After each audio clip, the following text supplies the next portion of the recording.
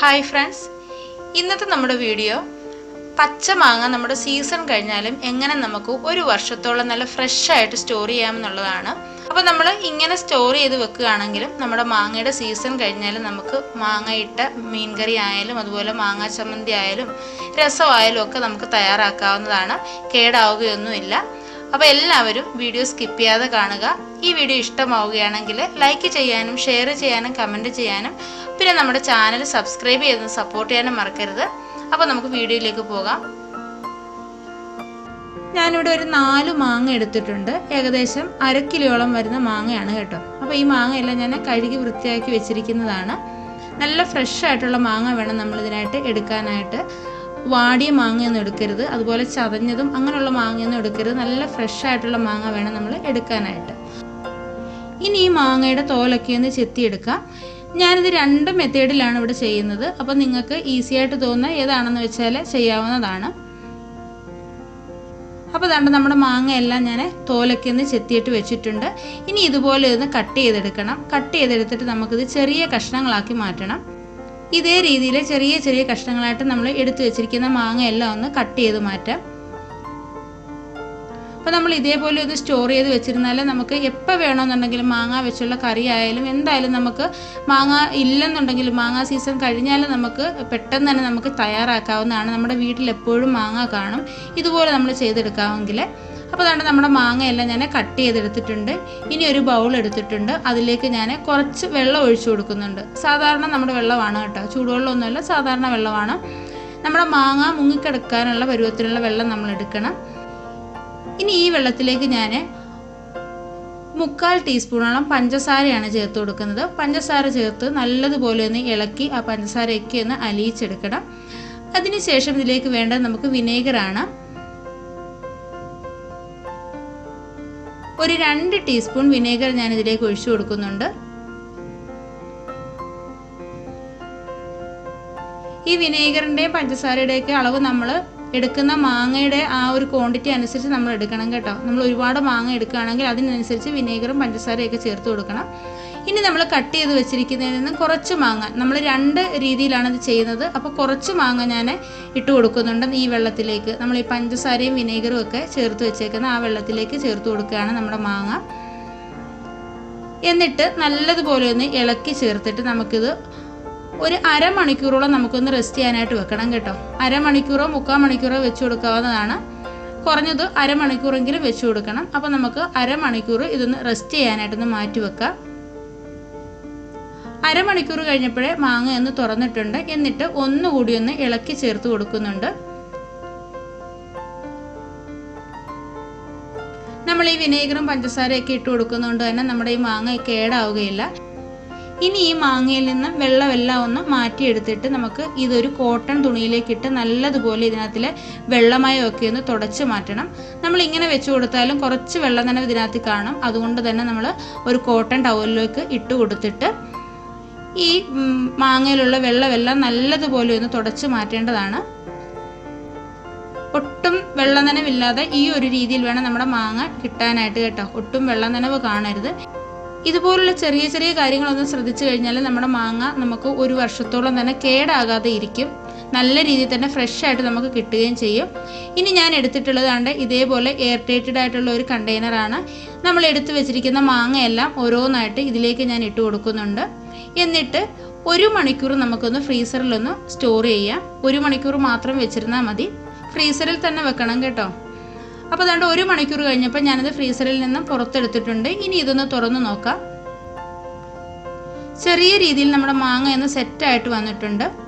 നമ്മൾ 1 മണിക്കൂറല്ലേ വെച്ച് കൊടുത്തിട്ടുള്ളൂ, അതുകൊണ്ട് ചെറിയ രീതിയിലൊന്ന് സെറ്റായിട്ട് വന്നിട്ടുണ്ട്. ഇനി ഇത് ഞാനൊരു പ്ലേറ്റിലേക്കൊന്ന് മാറ്റിയിടുന്നുണ്ട്. ഇനി ഈ മാങ്ങയെല്ലാം നമ്മൾ ഓരോന്നായിട്ട് ഇതുപോലെ അടർത്തി മാറ്റിയെടുക്കണം. ഇതുപോലെ ഒട്ടിപ്പിടിച്ചിരിക്കരുത് കേട്ടോ.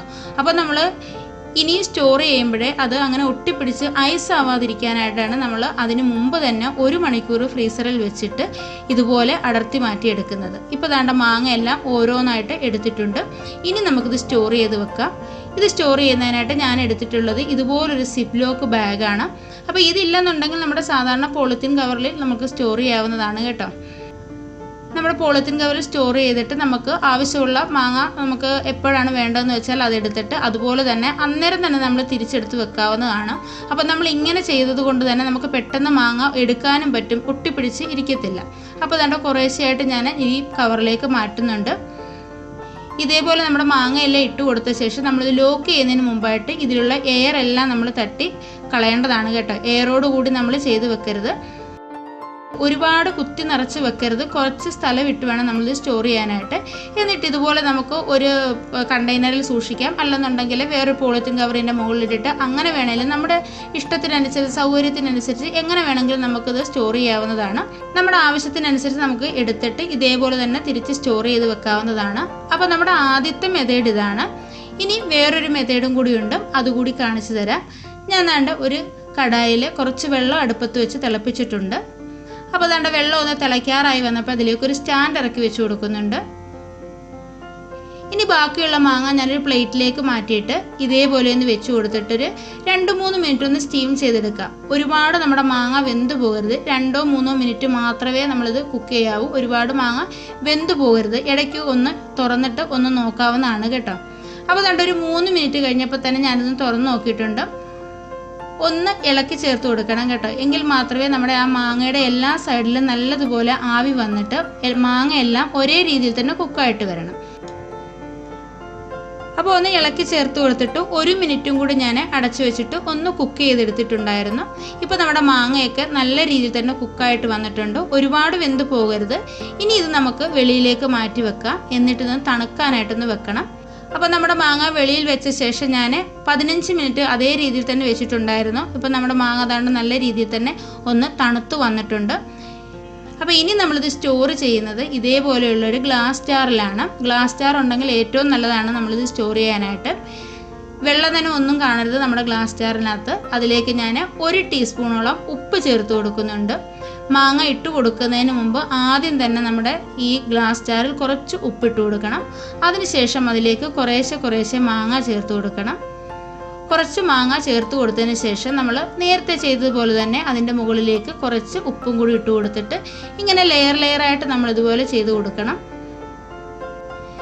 പിന്നെ ഈ മാങ്ങ നമ്മുടെ കറികളിലൊക്കെ ചേർത്ത് കൊടുക്കുമ്പോഴേ നമ്മുടെ കറികൾക്ക് നമ്മൾ ഉപ്പ് വളരെ കുറച്ച് മാത്രമേ ചേർത്ത് കൊടുക്കാവൂ, അല്ലെന്നുണ്ടെങ്കിൽ ലാസ്റ്റിൽ മാത്രമേ ചേർക്കാവൂ കേട്ടോ. കാരണം നമ്മൾ ഈ മാങ്ങയിൽ ഉപ്പ് നല്ലതുപോലെ ചേർത്ത് കൊടുക്കുന്നത് കൊണ്ട് ഇത് ചേർക്കുന്ന ആ കറിക്ക് ഉപ്പ് കാണും. അപ്പോൾ അതനുസരിച്ച് വേണം നമ്മൾ ഉപ്പ് ചേർത്ത് കൊടുക്കാനായിട്ട്. അപ്പോൾ അതുകൊണ്ട് നമ്മുടെ മാങ്ങ എല്ലാം ഞാൻ ഗ്ലാസ് ജാറിലേക്ക് ഇട്ട് കൊടുത്തിട്ടുണ്ട്. ഇനി ഇതിൻ്റെ മുകളിലേക്കും കൂടി കുറച്ച് ഉപ്പും കൂടി നമ്മൾ ചേർത്ത് കൊടുക്കുകയാണ്. ഇതേപോലെ ഇതിൻ്റെ മുകളിലും കൂടെ കുറച്ച് ഉപ്പ് ചേർത്ത് കൊടുത്തിട്ട് നല്ലതുപോലെ ഒന്ന് അടച്ചു വെച്ച് കൊടുക്കണം. ഇതിൻ്റെ മാങ്ങയുടെ ചൂട് നല്ല രീതിയിൽ മാറിയ ശേഷം മാത്രമേ നമ്മളിതുപോലെ ചെയ്യാവൂ കേട്ടോ. ചൂടോടെ നമ്മൾ ചെയ്യരുത്, നല്ലതുപോലെ മാങ്ങ തണുത്ത ശേഷം ഇതുപോലെ ചെയ്യാവൂ. നമ്മളിത് ഫ്രീസറിലാണ് സൂക്ഷിക്കുന്നത്. ഇതേപോലെ തന്നെ അടച്ചു വെച്ച് കൊടുത്തിട്ട് നമ്മളിത് ഫ്രീസറിൽ സൂക്ഷിക്കുകയാണ് ചെയ്യുന്നത്. അപ്പം ഇങ്ങനെ ചെയ്തു കൊടുത്താൽ നമുക്ക് 1 വർഷം മുഴുവൻ നമ്മുടെ മാങ്ങ സീസൺ കഴിഞ്ഞാൽ നമുക്ക് എപ്പോൾ വേണമെങ്കിലും ഈ മാങ്ങ വെച്ച് നമുക്ക് കറികൾ ഉണ്ടാക്കാവുന്നതാണ്. അപ്പോൾ 2 മെത്തേഡിൽ ഞാനിവിടെ കാണിച്ചിട്ടുണ്ട്. ഏതാണ് നിങ്ങൾക്ക് ഏറ്റവും ഈസി ആയിട്ട് തോന്നുന്നതെന്ന് വെച്ചാൽ ആ രീതിയിൽ ചെയ്തെടുക്കാവുന്നതാണ് കേട്ടോ. അപ്പം ഇന്നത്തെ വീഡിയോ എല്ലാവർക്കും ഇഷ്ടമായെന്ന് വിചാരിക്കുന്നു. അപ്പോൾ ഇതേപോലെ ഒന്ന് ചെയ്തു നോക്കുക. മാങ്ങാ സീസണൊക്കെ അല്ലേ ഇപ്പം, എല്ലാവരും ഇതേപോലെ ഒന്ന് ചെയ്തു നോക്കുക. എന്നിട്ട് നിങ്ങളുടെ അഭിപ്രായങ്ങൾ അറിയിക്കുക. വീഡിയോ ഇഷ്ടമാവുകയാണെങ്കിൽ ലൈക്ക് ചെയ്യാനും ഷെയർ ചെയ്യാനും കമൻറ്റ് ചെയ്യാനും പിന്നെ നമ്മുടെ ചാനൽ സബ്സ്ക്രൈബ് ചെയ്തൊന്ന് സപ്പോർട്ട് ചെയ്യാനും മറക്കരുത്. അതുപോലെ നമ്മുടെ ചാനലിൽ ഒരുപാട് നല്ല വീഡിയോസൊക്കെ ഞാൻ ഇട്ടിട്ടുണ്ട്, അതൊക്കെ കാണാത്തവരൊന്ന് കാണുക. പുതിയതായിട്ട് കാണുന്നവരെ ചാനലൊന്ന് സബ്സ്ക്രൈബ് ചെയ്യുക. അപ്പോൾ അടുത്ത ഒരു നല്ലൊരു വീഡിയോയുമായിട്ട് വരുന്നത് വരേക്കും ബൈ. Thank you.